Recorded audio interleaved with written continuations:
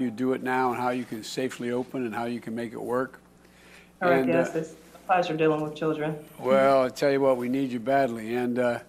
And Jeff, you have too damn many Hy-Vees around the state. I mean, I tell you what, it was always a debate whether I stop at a Hy-Vee or whether I find a frozen custard stand. But that's what we did in Iowa. But all kidding aside, you all are you're basically holding the country together. I'm not being facetious. I'm being deadly earnest. You can see the looks on people's faces when they walk into your drugstore and they stand at the counter and they ask for a prescription, can't you? You can see the fear in their eyes, especially if they've gotten an unwelcome analysis like two of your family members have, Al. And so what I want to do today is I want you to know there's that old bad joke, I'm from the federal government, I'm here to help. But we are from the federal government and we want to help. We want to help a lot.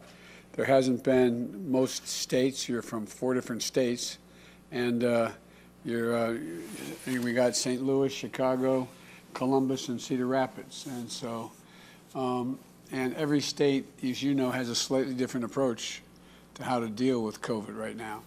And we're trying to make sure they get all that they need, each of those states, and we're focusing, as a former ambassador said, that we're focusing on the needs, particularly of the most left behind community, the African American community. I mean, it really is across the board, but in this area specifically. As I might add, are the Latino communities being left behind, not as much, but similarly, and Pacific Islanders. So there's a lot of work to do, and that's why we want to talk to you, is to see whether we're headed in the right direction. So I'm eager to hear what's on their minds, Susan. See what you're thinking, what you think we should be doing. And now I know the guy from Iowa, Jeff, he'll ask any questions because Iowans are so spoiled. They can ask every presidential candidate. Come on, can you come over here and sit down with me for a few minutes? I want to talk to you. Right, Jeff? Right. So, but all kidding aside, I'm anxious to hear what's on your mind, what you think we should be doing, and then maybe in the process ask a few questions and tell you the kinds of things we're doing to try to deal with what we think, I hope, are the problems of the people who are keeping us floating. You're the ones that keep us going, not a joke.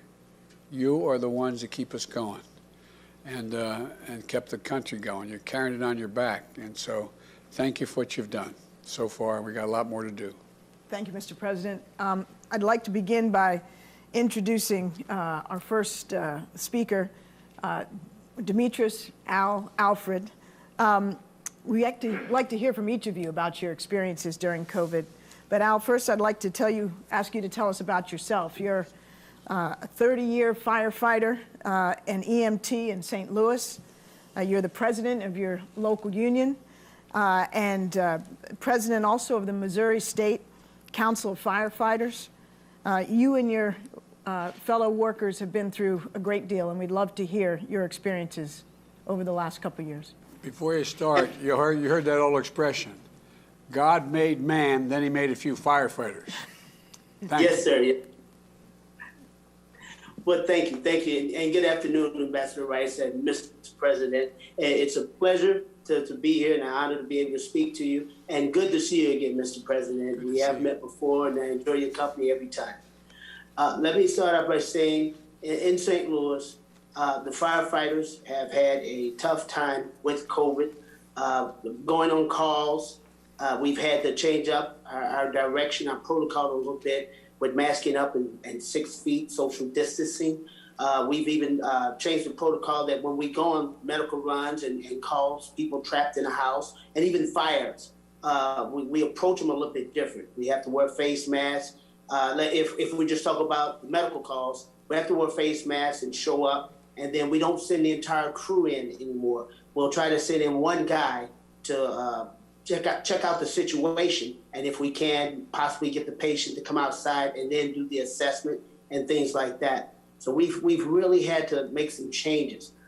We had to really look towards the government, local and state and federal, to try to keep get our PPE so we wouldn't so we could go on these calls and protect ourselves and protect the citizens.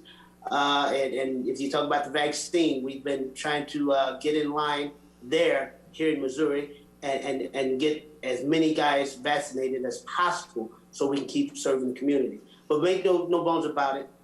St. Louis firefighters are here. We answer every call. We are resourceful and we adapt very well, and we're ready to go. We just would like the support from federal government, local, and state to keep us afloat so we can have the equipment and things to keep us going to do our job. And we'll appreciate everything you guys can do for us. Al, let me ask you, if you had to identify the one thing you could wave a wand, the one thing that could help your women and men and the firefighters, EMTs, what do you need the most? We would like to make certain that we could get the funding down to the local level and to the fire departments in particular. So like I said, we could still purchase the PPE to sustain us, get our equipment and things like that. And most importantly, we'd like to get support so we wouldn't have budget cuts or have to endure any pay cuts or layoffs. That's a big worry because, like I said, we respond to everything. We show up ready to go, very resourceful, and budget cuts or have to endure any pay cuts or layoffs. That's a big worry because, like I said, we respond to everything. We show up ready to go, very resourceful, and we adapt very well. But then after things are over, once the crisis has passed, it appears that sometimes the local government or management, however you want to look at it, find that the department may be easy to cut because the crisis is over. And that's one of our biggest concerns. So when you ask me if I had a major wand, a magic wand, I would say that I'd wave that wand to make sure that we get the proper funding to sustain our job so we can respond and help the citizens of our community. Well, that's what we do in this legislation we put together. And I hope, God, it's going to pass. We provide for resources, $350 billion for emergency funding for state, local, and territorial governments. Now, we got 340 million people in America. We got a big country. And so what's happened is a lot of states have decided that because they have to balance their budgets, they can't continue to spend the same amount of revenue they were spending before. And what's happening is a lot of everything from firefighters to school teachers to a whole range of people are being laid off. We're short 6,000 teachers, firefighters. And the only thing I know working with your outfit, Al, for so long is that the only thing that keeps firefighters safe is more firefighters, literally, Yes, sir. literally. And so you're being cut.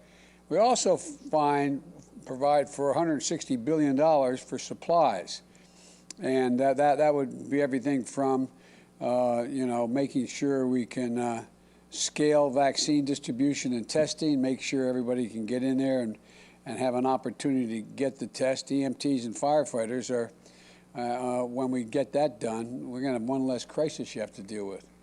But look, the funds we're talking about are designed to keep teachers and school workers on the job, including child care, invest in personal protective equipment. I understand from the story I was told that you have the personal protective equipment in St. Louis, but they don't have it in Kansas City, of the firefighters. Yes. And also to reduce, just increase capacity across the board. We owe you a lot. My family owes you particularly a lot. You literally, as you know, we talked, you saved my life. The EMTs in my state saved my life. Got me down to a hospital in time to save my life. And my boys saved their lives too, with the jaws of life, much earlier. So we owe you big. But what I want to do is make sure I get more specific with you and find out that, whether or not you have access to get in line. Last thing, states set the priorities for who gets the vaccine. we have now gone from having a shortage of vaccines to by the end of July, we'll have over 600 million doses of vaccine, enough to take care of everybody in the country. And we're moving, as Ms. Owens knows, we're moving to make sure that drugstores, pharmacies are going to be able to be a place just like for flu shots you can go. We've just gone from, because we find that that's more accessible to an awful lot of folks who are don't have the means to travel very far, don't have the access to get to where they need to go, and they're used to their pharmacy and they know their pharmacist and they can get a shot. And we've gone from last week, 1 million doses to pharmacies to 2 million this week. So with the grace of God and the goodwill of neighbors, we're going to be able to significantly increase that. And Carmen, I'm pushing really hard, I mean this sincerely, for daycares to be able to open, and you need financial help to open. You can't just open just straight up. And but we'll talk about that a little bit as we go on. I don't want to take too much time at the front end here. So, look, Al, just you know, don't be shy about letting us know what you need. And what you need in Missouri is not fundamentally different than what people need in Kansas and people need in Iowa and people need in Illinois, et cetera. So we ought to talk some more, okay? Absolutely, Mr. President. And you know our favorite saying, we have your back. You have, man. As one of your guys said, you have my back so much you're breaking my shoulders, pushing me. That's all right. Anyway, thank you, Al. Mr. President, next I'd like to introduce Melanie Owens. Melanie, as you know, is a pharmacist on the south side of Chicago. Melanie actually contracted COVID herself last March and has now been vaccinated, and she's been administering vaccines to people in her community. Melanie, please give us a sense of your story. Hi, Mr. President, and thank you very much, Ambassador Rice. It's an honor and a privilege to be here with you, and thank you for allowing me to share a small part of my story. As she said, I am a pharmacist in the Bronzeville neighborhood on the south side of Chicago, a pharmacy manager, and I began my career with Walgreens nearly 20 years ago. And it was the opportunity to help care for others in our communities that helped me become a pharmacist. And it didn't hurt that both of my parents are pharmacists as well. I also have a sister who's a nurse, and my brother-in-law is an engineer for the fire department, so we're all frontline workers. I did contract COVID in March of 2020 when the tests weren't readily available, so I was not able to get tested, but thankfully with Walgreens, I was able to quarantine for 14 days with no interruption of work or pay.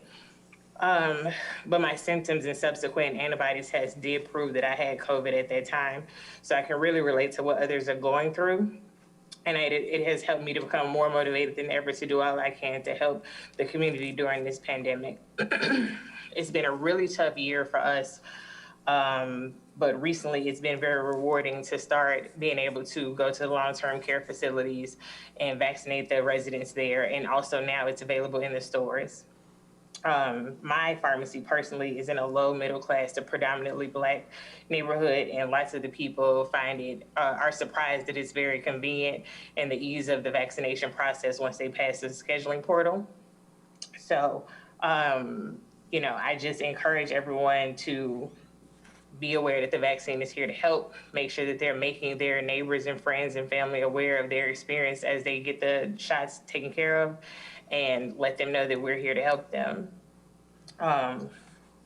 Everyone had that assumption that they would have to go out far and wide to find the vaccine, but I think it's an awesome thing that we're starting to roll it out in these communities, in all communities, and hopefully it continues to become available. Walgreens has started a health equity program in my store, where we're making it more convenient also for customers to get their prescriptions delivered to them, or personal reminding calls to let them know that their prescriptions are ready, so that they aren't forgetting about the basics, but they don't have to worry about the social distancing and, coming in contact with other people if they don't want to leave their homes or aren't comfortable. But I got my second vaccine February 5th, and I just make sure I tell everybody that it was a wonderful experience. I feel very grateful to be able to have gotten it, along with the long-term facility workers. And I just want everyone to keep doing what they're doing and make sure that we're all doing what we need to do to get back to some kind of normalcy. So President Biden, please keep rolling out the vaccine because it is helping to keep people alive and safe. So with that, I just want to say thank you again for this opportunity. I never thought I'd be able to speak directly with the President of the United States, and especially on Zoom. So thank you. Thank you so much for that. Well, thank you, Melanie. Look, let me ask you a couple questions. You're in the south side of Chicago. That's where my kids' grandparents are from. Awesome. And they're, and you know, people are, you know, they don't have a whole lot of money. And a lot of people don't, and it's an older population these days. Yeah. And one of the things that I've observed is that there is a reluctance to, if they don't know how to get online with you, a lot of people don't know how to use that. They may not have a cell phone.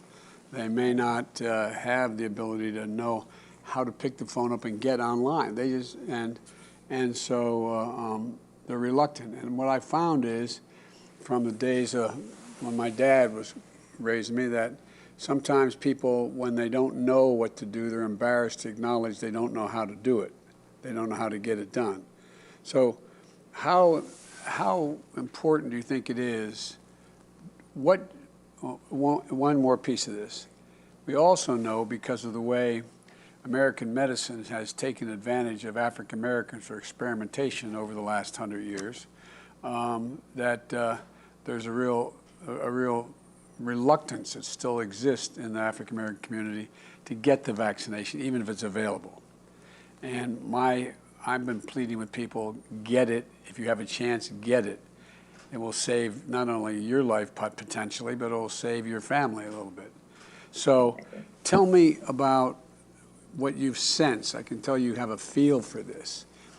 Tell me, no, I really mean it. Tell me what you sense from your patients who come in to get the shot. Is it, I don't think they're afraid of a needle. It's not like, oh, a needle, but are they reluctant to say, to deal with it? Or is it because you're an African-American woman they respect, does that make it easier for them to be able to take it? So I would say that my customer base, for the most part, is very excited. We haven't had many people come discussing whether or not we would get it ourselves or, you know, should they get it? It's more, when can they get it? I was more reluctant than most people, most of my customers, to get it, actually. But then, you know, it just kind of felt like an obligation when I started to go to long-term care facilities. You know, I'm here to protect them, so I needed it. And, you know, just listening to my parents who are in their 70s, who were so eager to get it, and I was happy to be able to help them get it. You know, it helped to change my mind. And I also had some administrative staff at the first long-term care facility that I went to change their mind based on me changing mine at that moment to get it. So, I mean, I think it's just, you can be fearful, you know, you can have questions, but, you know, do your due diligence and figure out what is best for you. And, you know, like I said earlier, if this is a part of, or a major key of what's going to help us move past this and to go back to being able to live normally, I feel like you should do it. You know, it's no harm in it. Well, we've been able to increase the supply to the states, and just in the month we've been here, by 57%. So they're getting 57% more vaccine than they did before, and we're going to, God willing, we're going to be in a position where we can significantly increase that as well. So that, and the other thing is, we have set up, and we've made another federal decision saying that we were going to use community health facilities, which usually take care of the folks who are the most in need. Yes. And because they know where, I'm not being facetious when I say this, they know where the people sleeping under the bridge are. They know where people who are really in real dire straits, who they're going out to get them vaccinated. And So we're hoping that this helps. In addition, one of the things we're going to be able to do is part of this investment is $20 billion in the national vaccination program. As you know, the funding helps deploy community vaccinators in vaccination centers. You're one of them. You're in the community. That's why, but some of the governors were not sure that's the way to go, and I'm not picking any governor, I really mean it. They didn't understand why we made the independent decision to send vaccine directly to 600 and some, there's 667 different drug chains or drug stores out there. Why we send it directly to them, and they weren't sure why we were sending directly to child care facilities. That's what we're going to try to do now.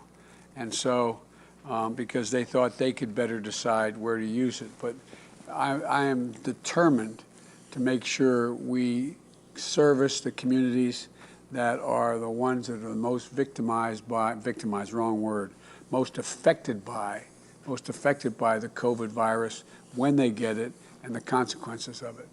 But I thank you for all you do, and I really mean it, and for going into those long-term care facilities and helping there as well. So thank you very much.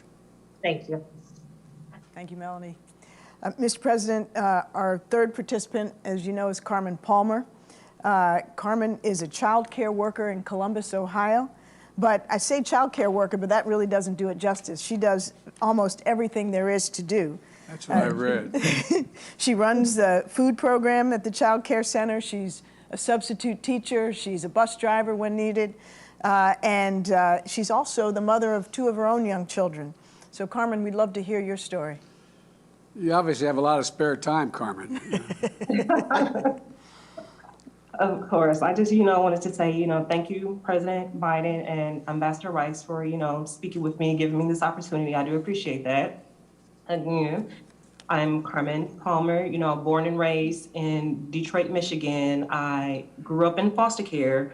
And after graduating high school, that's when I decided, for a better environment, and I moved to Ohio. And that's where I found my home here at Kitty Academy. I've been working here 5 years, and as Ambassador Rice mentioned, my 2 children both attend the child care facility. I started working there as a toddler teacher, and I was offered to share my skills in the kitchen as, the kids would call me the school chef because, I think it's cool to cook sometimes. And I thought that was rewarding just to combine, my love for cooking and, children. And my role is to ensure not only 0 to 5 children eat, but our school agers as well. I love providing them for nutritious meals because I, know what it's like not to, eat or know when my next meal is coming from, especially growing up in foster care. I'm a single mother, and COVID has exposed not only the flaws in the childcare system, but how frail my personal situation is. I've worked every single day, during the pandemic. I have not missed one day to try to take care of our families and our children who, need care. And me personally, if I was to get COVID or my kids was to get COVID, I have no other options. I am one of the only states that has not prioritized childcare for the vaccine. And that's concerning to me because, once again, I worked every single day in the pandemic. And I'm an essential worker, and I'm taking care of essential workers' kids. So, and as a parent, I want to make sure I have childcare and childcare that is safe. The Haynes have installed ionizers, to improve our ventilation system. And I can only assume that is working. We provide masks for, our staff. We are washing our hands. We social distance. We do temperature checks. But it's hard for the kids because they're used to I want to go play with my friends. We're like, no, you have to social distance. We have to keep our distance. It's hard keeping the younger kids to keep their mask up, to protect themselves. So, and our enrollment is down, and we are seeing less of our families because of the pandemic. They're not working, and, they're losing their jobs. And I'm just really grateful that I'm able to still work, you know, during the pandemic, and that's important to me to keep an employment. So, Thank you, Carmen. Well, Carmen, look, you know,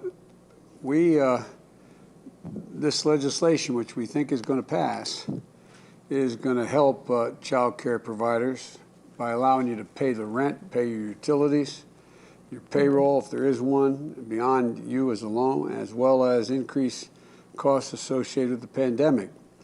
And those costs include PPE, you mentioned ventilation, paying for ventilation improvement, small group sizes, modifications to make physical environment inside safer by providing more dividers. We're also temporarily going to increase the child care tax credit. Right now, if you make over a certain amount of money, you will get a tax credit of $2,000 now. We're going to raise that to $3,000 per child, and $3,600 for a child under the age of 6, and make it refundable, which is the big deal. Because if you're not making a lot of money and not paying taxes, you may have 2 or 3 kids, you don't get any help at all. But now what will happen is, if this passes, they will get a refundable credit for each child. If they're under 6, $3,600 check from the federal government. And the same thing for the $2,000 and so on. So they say it will cut, if we get this done, it will cut child poverty in half. But in addition to that, it will provide those parents with access to not only your daycare center, but others across the country to be able to afford it. And we're also making sure that we provide money for folks who are about to be thrown out of their homes. Or you know, there's millions of people out there who can't pay the rent. And so we've deferred any cost to have to pay the rent while this pandemic is going on, because otherwise we'd be vastly increasing the homeless population, which makes no sense.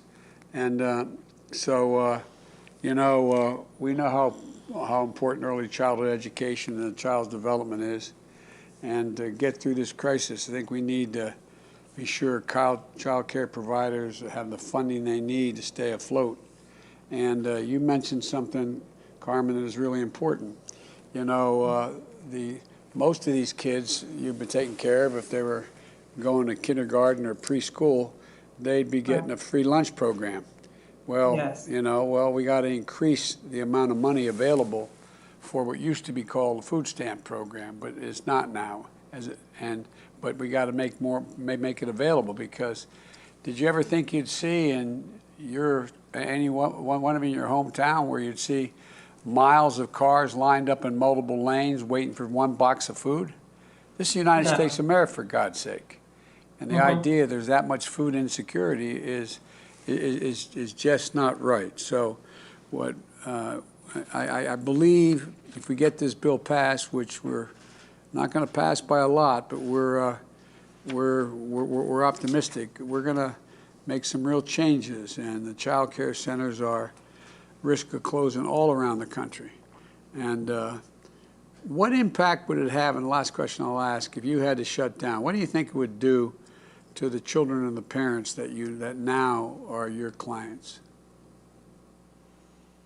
I mean, it will have a tremendous impact on our families. Our families are, you know, telling us now that they can't work, and it's definitely hard to find childcare if you don't have any employment.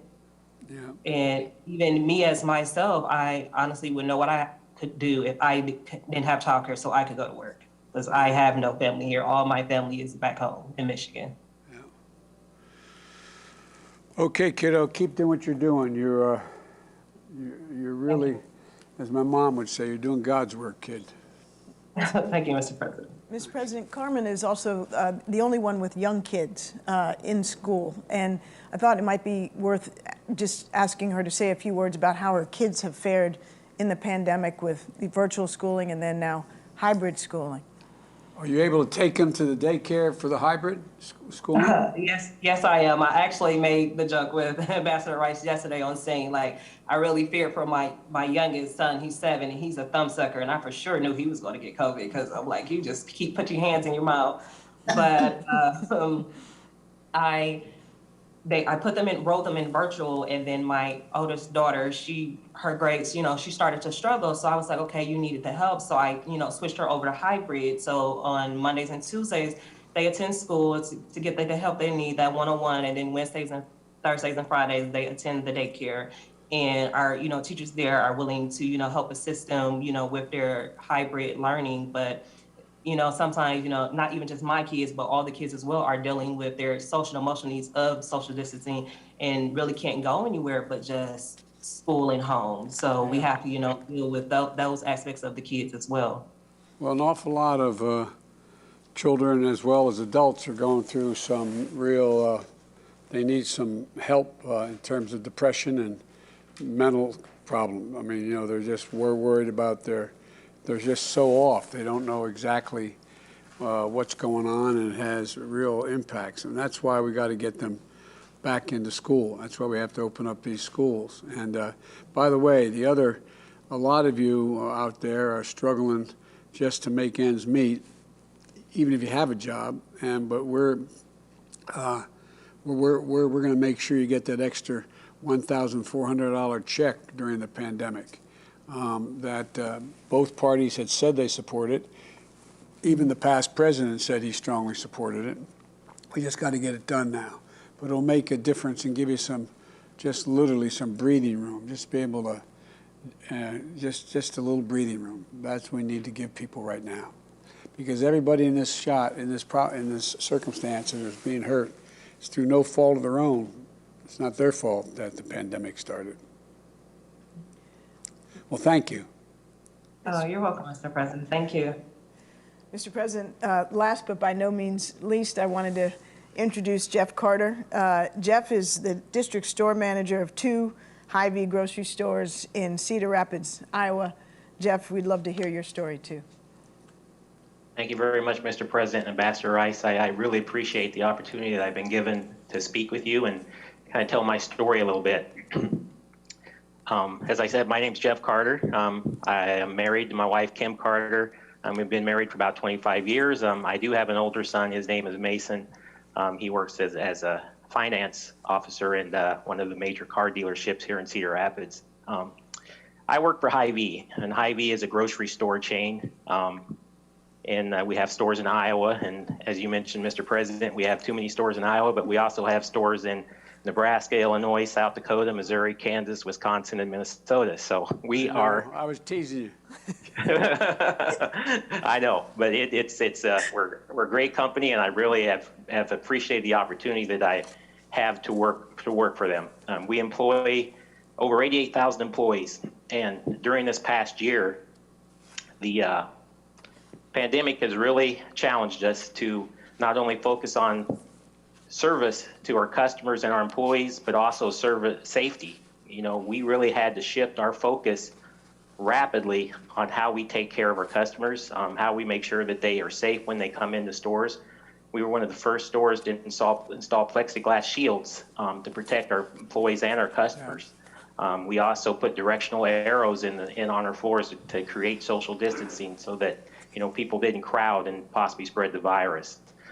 We also, in my store and all of our stores, we had employees that from the moment we opened till when we closed, all they did was walk around the store and sanitize and clean and clean contact areas that customers and employees touch, just to make sure that the virus, was limited in the possibility that it might spread.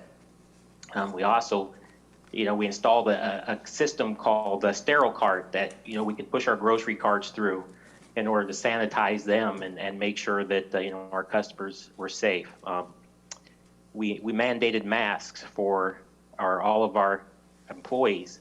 We passed out, millions of masks, not millions, but thousands of masks to our customers to have in case they didn't have their own when they came in our stores. We have a Mask It Up campaign asking and requiring everybody to wear a mask when they come in our stores. Through all this, I'm very, very proud of all of the employees that, I worked with and employees of all of our stores, because, I don't think we really consider ourselves frontline workers as we, or essential workers, when we're doing our jobs. But, as a lot of us talked from day to day, we felt as many people that we were in contact with, for many of us, it wasn't a matter of, if we were going to catch the virus, it was a matter of when we were going to catch the virus.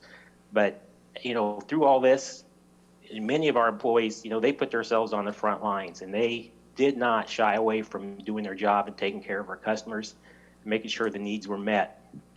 And I think because a lot of the systems that we put in place, we had cases of where, employees did catch the virus, but I think our numbers were surprisingly low because of some of the safety measures that we put in place. And through all that, many of our employees, some were a little bit, concerned about going to work because they had, maybe family members at home that had underlying health conditions that might put them at risk of catching the virus and possibly falling very sick, or worse, possibly death. But they still came to work to help serve our customers and do their job. On top of that, in Cedar Rapids on August 10th, we had a major weather event called the derecho that rolled through our city. It was an amazing event that I had never, ever witnessed. That I'd never even heard the word derecho prior to that. We had winds of up to 120 miles an hour go through and destroy property and trees. Many trees were lost, and we're, in fact, actually have a campaign right now where we are, as Hy-Vee, we are getting thousands of trees into the city and surrounding areas that we can replace those trees that were lost. Many homes were damaged. Many of our employees' homes were damaged, but still, I think they put a lot of their concerns, personal concerns, on the back burner to still come in and help serve our customers.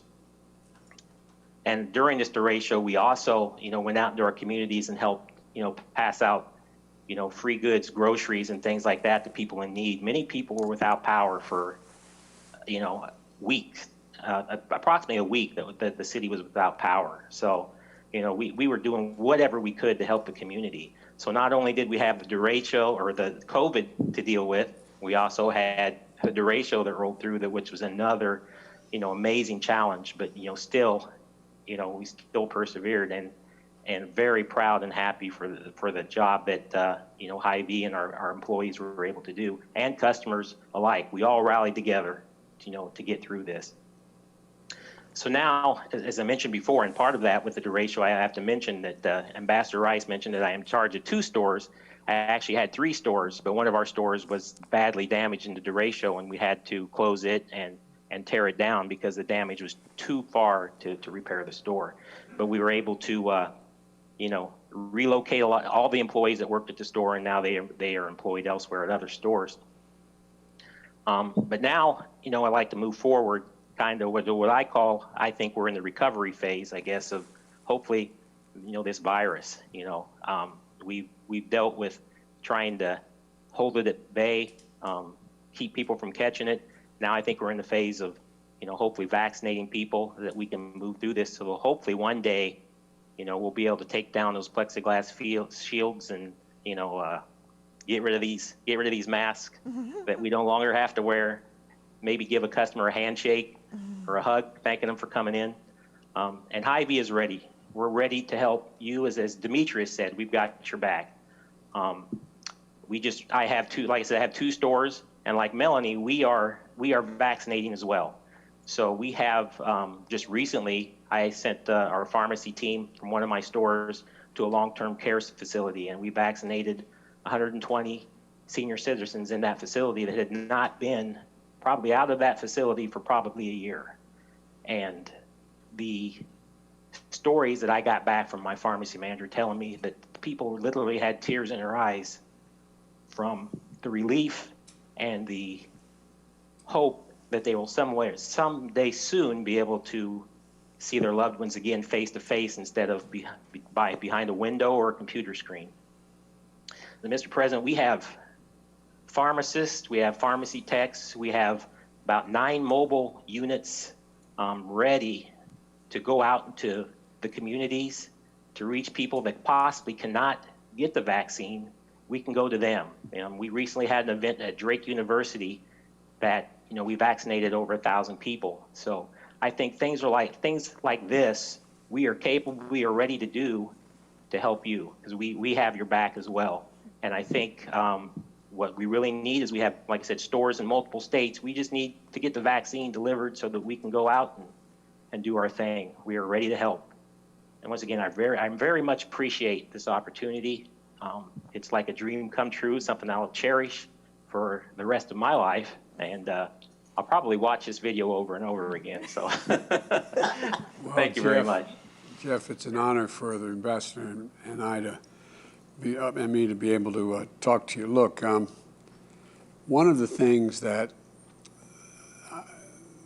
the ambassador and I made a decision early on, to quote Franklin Roosevelt, I'm going to give it to you straight from the shoulder. Not going to play games. I'll tell you when we do it right. I'll tell you when we screwed up, and tell you we take responsibility. That's what I think all of you are doing. You're giving us the straight to the people you're working with and the people you're trying to help. And we spent much too much time ignoring this. One of the things you've all mentioned is the PPE, the protective gear, and social distancing. And I know that that Melanie knows this as a pharmacist, and all of you know it from your experience, that the way we can save, we could have saved literally an awful lot of if people had listened. We turned wearing masks into a political statement. If you were for this thing, you wore it. If you were for somebody else, you didn't wear it. When in fact, it's just plain basic science. Science. Social distancing, so you're not coughing on one another, the particles, the ventilation you talked about, Carmen, makes a difference in community centers and the like. And so there's so many things that we can do that are just within our own power. We're probably going to be sending out an awful lot of masks around the country very shortly, millions of them. But the point is that you all, interesting without my asking you, talked about the need to social distance. It's kind of hard to social distance in a fire truck. It's kind of hard to social distance with an EMT in the back of a wagon, but you all know it's important. And so I hope you'll continue. I had said when I got elected that my first 100 days, I guaranteed people we'd get at least 100 million shots in people's arms. 100 million shots in people's arms. And 30 days in, we're about 40% of the way there. What do we have, 47? Almost 50 million. Almost 50 million right now. And we said we're going to do 1 million shots a day. One of the things that you and Melanie know is that we had to get vaccinators. It's one thing to get vaccine delivered. Another thing to get it out of that vial into a needle and into somebody's arm. And so we worked very hard. We've probably gotten another close to 4,000 people who give vaccinations, from National Guard to the Defense Department to others, and to units within commercial operations that can have people who can do the vaccination. I've signed an executive order allowing former retired doctors and nurses to be able to come back and give vaccinations. And so we're going to beat this thing because of folks like you. And to the extent you can continue to have your constituencies, and they're all different, is to make sure that they understand that social distancing matters, washing your hands matters, and the whole idea of, and I don't have to tell you that, Al, you know, you had two kids affected, right? Yes, sir. Yes, sir. They got through it pretty good. We're blessed. Well, thank God. So, but one of the things that, you know, again, I'm going to go back to the whole question of equity.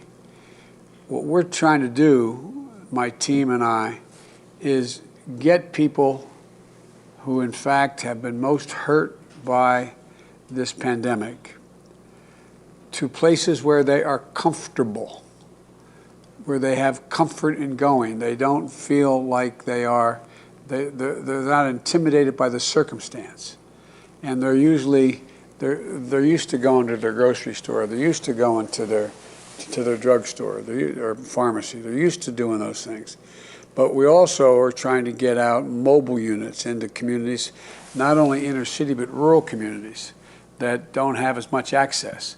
You know, I guess they tell me the statistic is that the vast majority of the American people live within 5 miles of a pharmacy. Well, the point is that that may be the case, but if you're an older person living by yourself, you don't have a vehicle, and there's no public transportation, it's awful hard to get to that pharmacy. So we're working out ways now to provide mobile transportation, literally vans going into communities, and people, you know, getting shots that are being administered by people who people tend to trust. So I'm glad. I can't tell you how much difference you're making. We've met with people all over the country via this means, and I think there's a growing awareness that you know, injecting bleach into your system doesn't do it for you. And I'm being, you know, I mean, think about all the ridiculous things. And there is online still. There are those who are the you know, the vaccine deniers, Yeah.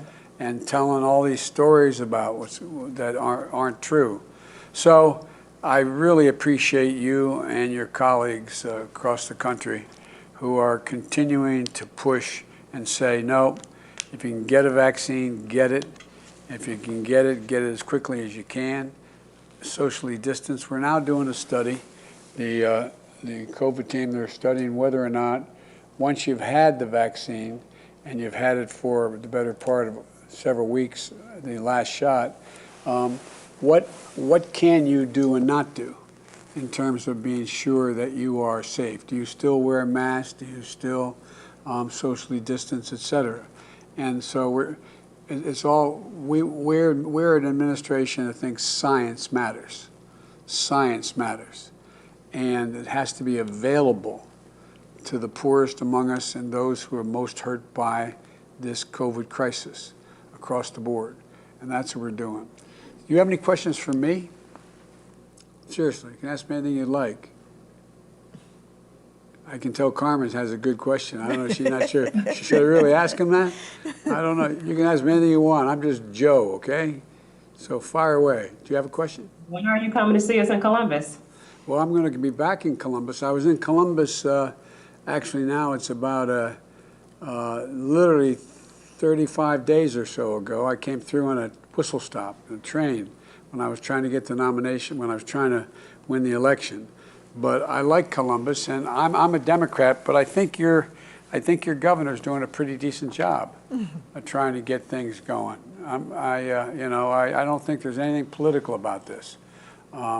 Some folks are just stepping up, and he stepped up in my impression. We disagree on things. We used to serve together. I like him, but it's not a. I just think this is about the science. But when I come back, you know, if you see me, you better not say Joe Who, okay? Who is that? Joe Who? What was that guy's name? Not by the academy. Well, I tell you what, I hope we can get to the point where that's happened. Now, the one thing I get most asked is when it's going to go back to normal. The honest to God truth is I can't tell you that. But most experts tell you that things are going to continue to change and change somewhat rapidly. I think you're going to see that next fall, it's going to be different than last fall. I think you're going to see that we're going to be going into the Christmas season better than we were. Whether it's back to complete normal, I don't know. But we're going to beat this.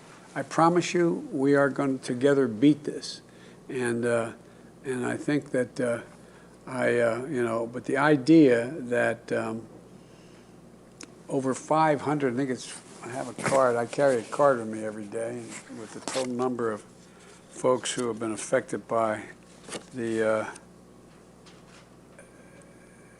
as of yesterday, there were 500,071 people who died from this. 500, that's more people that died in World War I, World War II, and Vietnam combined in a year. in a year.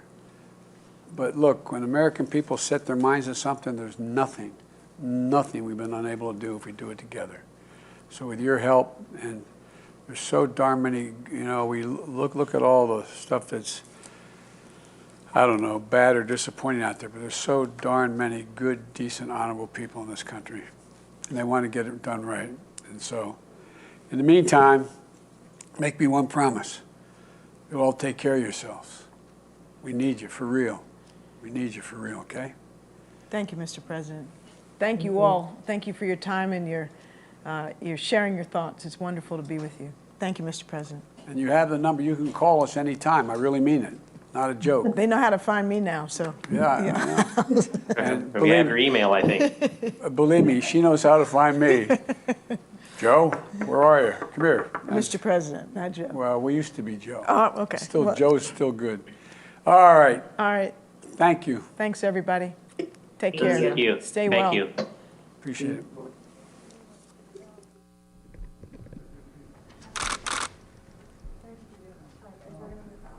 Okay. That's it? Mr. President, you still have faith in your tandem? You can be confirmed? We're going to push. We still think there's a shot, a good shot.